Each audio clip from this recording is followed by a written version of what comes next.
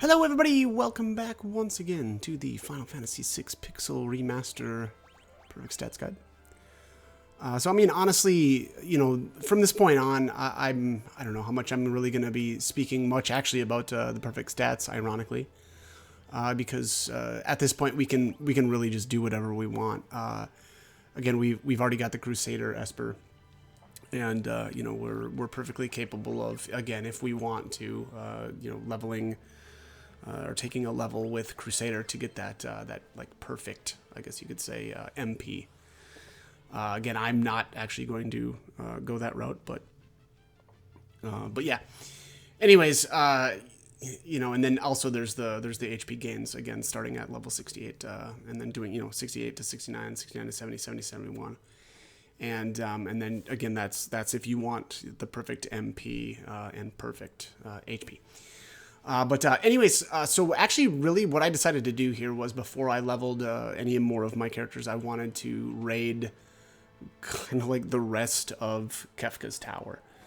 And what I mean by that is I actually just wanted to kill the Warring Triad. They, I believe, are the last of the, I guess, gear that we can get out of here.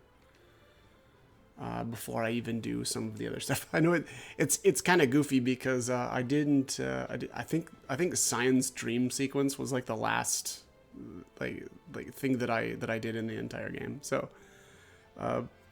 probably kind of weird to wait so long to do that and do most of Kefka's Tower prior to that. But honestly, again, I also kind of just wanted to have all of the gear that was kind of available for kind of like leveling and just making leveling actually easy. It's kind of funny that the leveling process has been is probably the most challenging part of the of the game for me.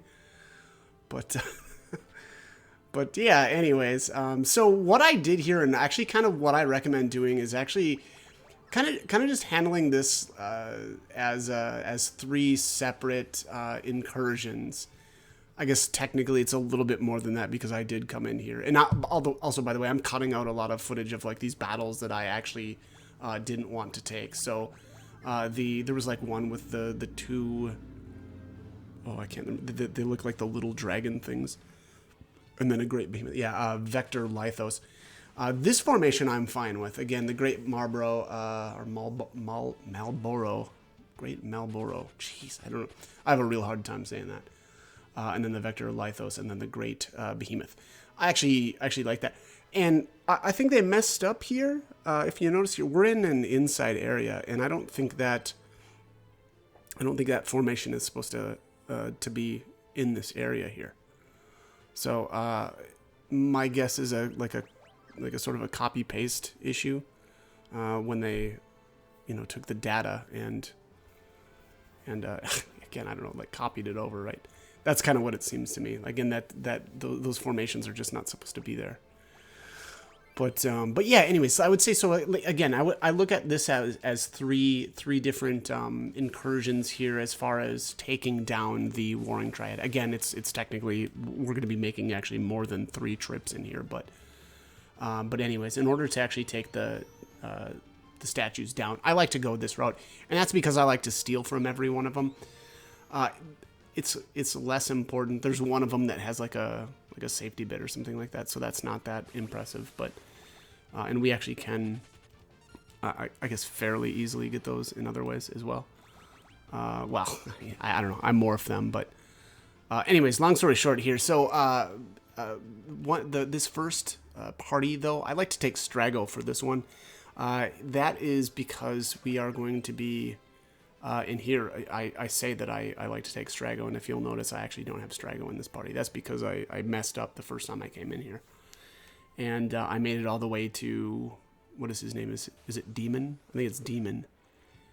And yeah, I messed that up. And so I ended up redoing this. So again, in my opinion, or I think it's best to take Strago in this first group. And that's if you want to learn Force Field. And there's no other way to learn Force Field in this version of the game. So definitely do that.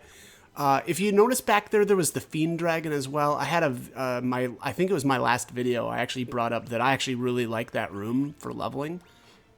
It's a little bit tougher to get to, you know, in comparison to like the dinosaur forest, just because, well, yeah, maybe it's obvious why that's the case, but again, I actually really like leveling there. It's, in my opinion, it's a little bit safer than the dragons, or the Tyrannosaurus Rex and the Brachiosaurs.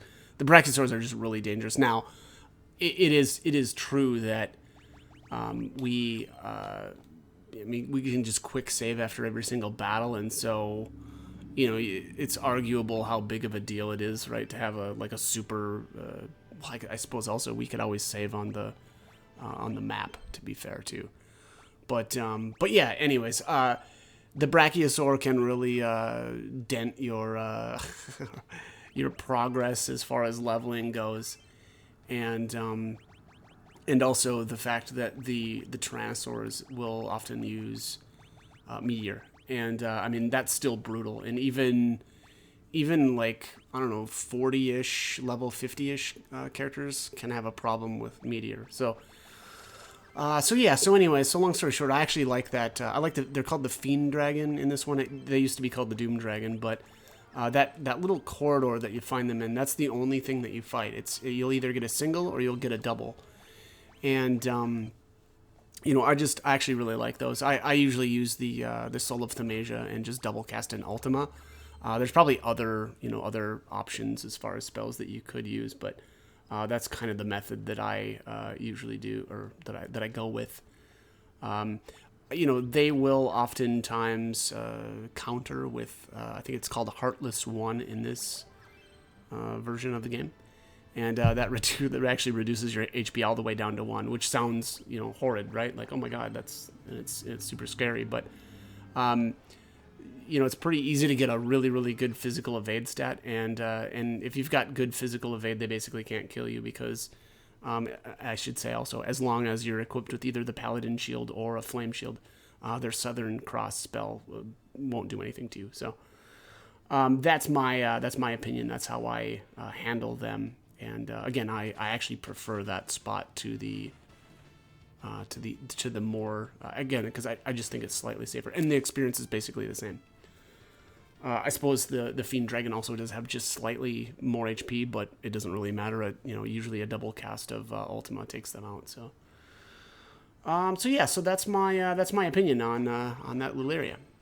But all right, anyways, so we are you know, continuing on here. We've opened up the, I guess, the passages, right, so that we can get everybody up into the switch room, and yeah, again, so yeah, it looks like I'm trying to run into some other formations here as well.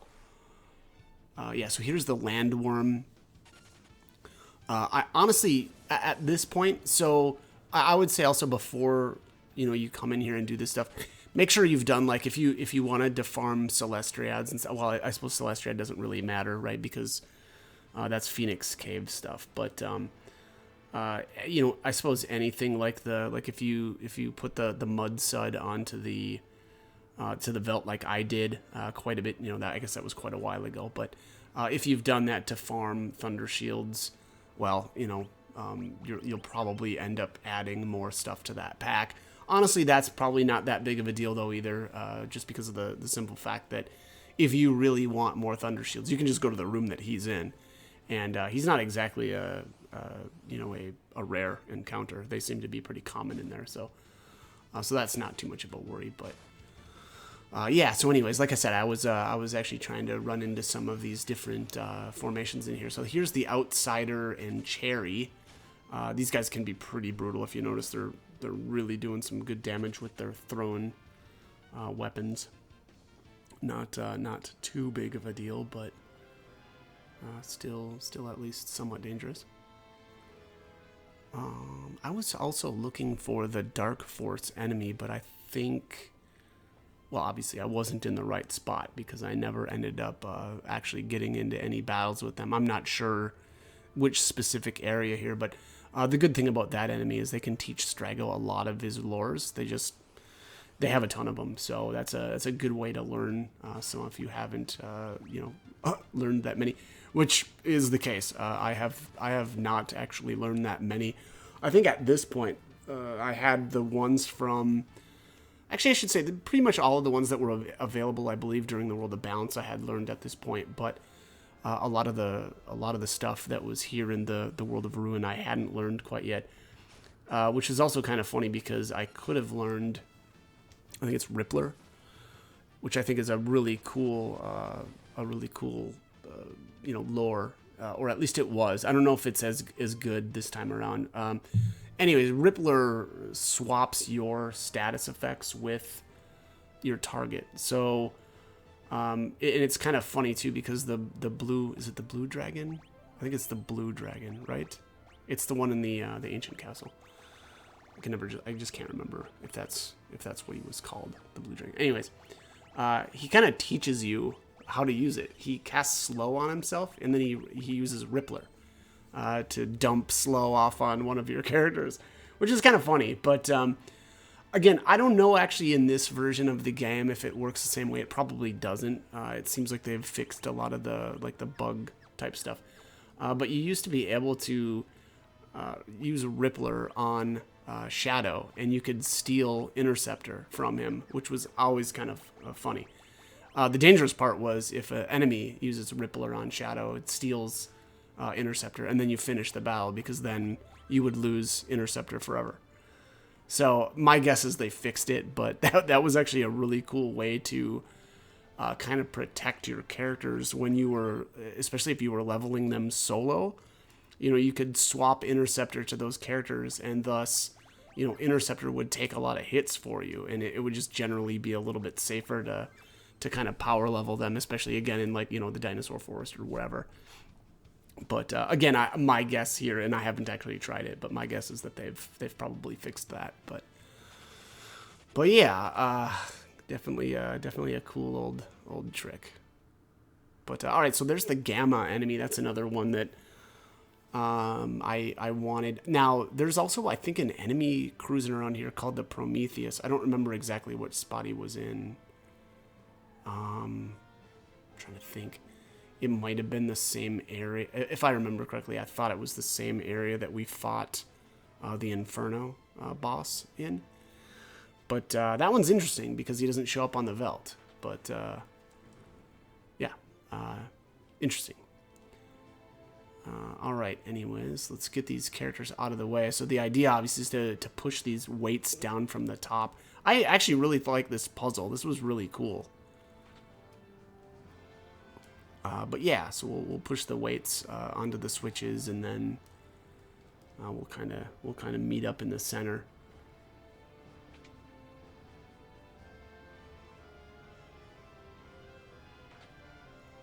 Looks like we are getting there. All right.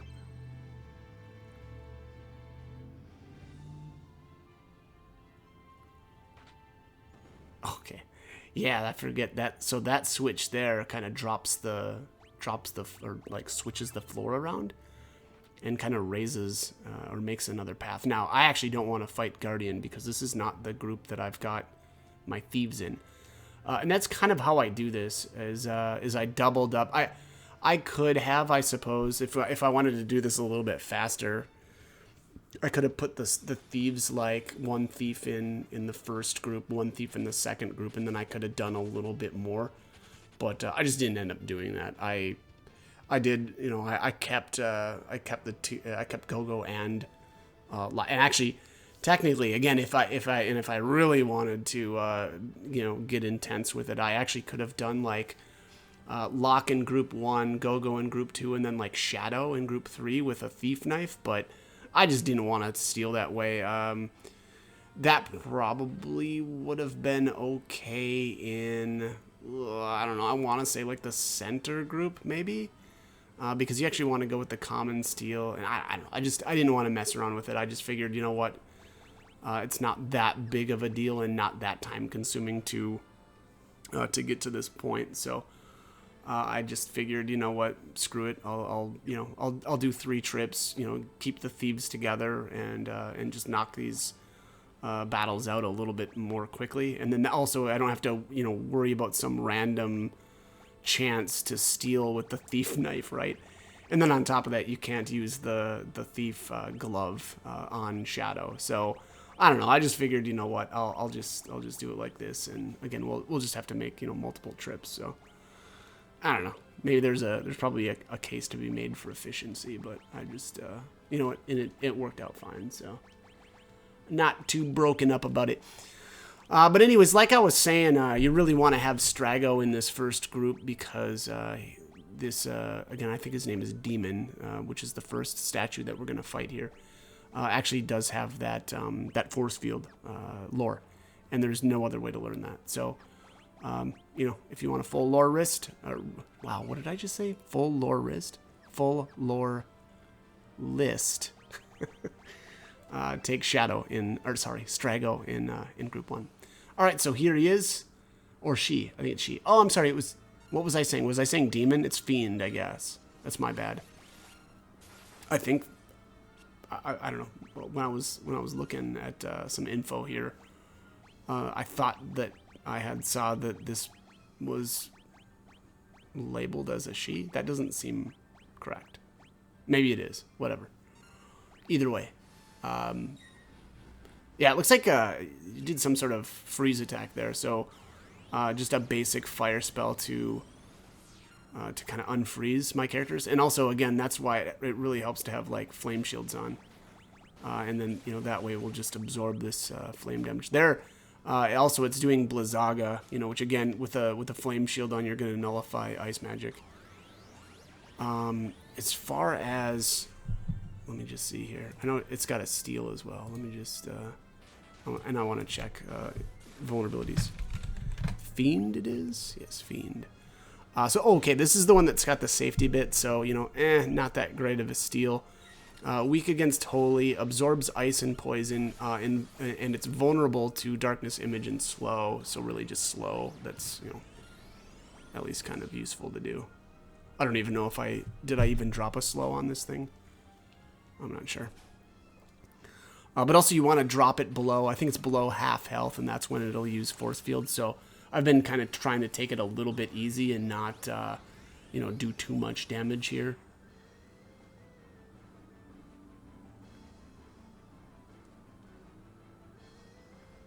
Boom, boom, boom. Okay, and there it what did it say? Something about it trembles violently.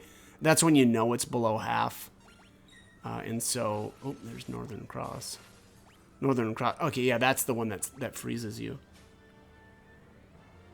Yeah, I forgot about that. Looks like I'm still there. There's Force Field. So even when Strago is frozen, it looks like he's able to. Well, I guess. You know, I don't remember the lore rules now right off the top of my head. I actually think that he can even be dead at the end of combat. When, you know, in order to learn things. If I'm remembering, I could have swore oh, wow, he's really, oh, that's right. Force Field reduces damage and then also basically makes you immune to, or at least it does it for this character or for this boss. It makes it immune to certain types of damage. My guess is you can just use a debilitator to reverse that, but there's the safety bit. So at this point now we can just end this.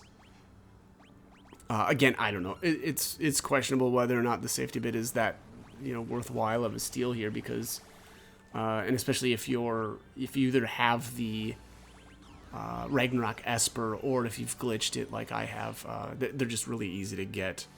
Holy Dragon comes to mind, so you could actually morph, you know, Holy Dragons on the Velt pretty easily to get those.